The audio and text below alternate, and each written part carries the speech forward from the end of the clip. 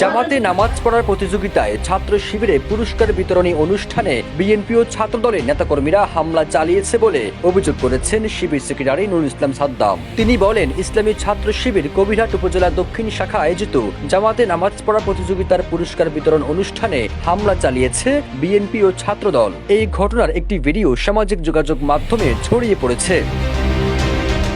সামাজিক যোগাযোগ মাধ্যম ফেসবুকে নিজের ভেরিফাইড পেজে এক পোস্টে এসব অভিযোগ করেন শিবির সেক্রেটারি। এ সময় ছাত্র শিবির অফিস ভাঙচুর করা হয় বলেও দাবি করেন তিনি। ওই পোস্টে তিনি আরো উল্লেখ করেন, এই ঘটনায় জেলা অফিস সম্পাদক শাহাবুদ্দিন ও উপজেলা দক্ষিণ সভাপতি মনিরুল ইসলাম সহ অনেকে আহত হয়েছেন। ওয়ালটন এখন দেশের সীমানা পেরিয়ে পৌঁছে গিয়েছে 50টিরও বেশি দেশে। ওয়ালটন, ঘরে ঘরে বিশ্বজুড়ে। শিবির নেতা নুরুল ইসলাম সাদ্দাম হুঁশিয়ারি করে বলেন, আমাদের ধৈর্য ও সহনশীলতাকে দুর্বলতা মনে করবেন না। একই সাথে এই ঘটনায় আইন শৃঙ্খলা বাহিনী পদক্ষেপ কামনা করছেন তিনি।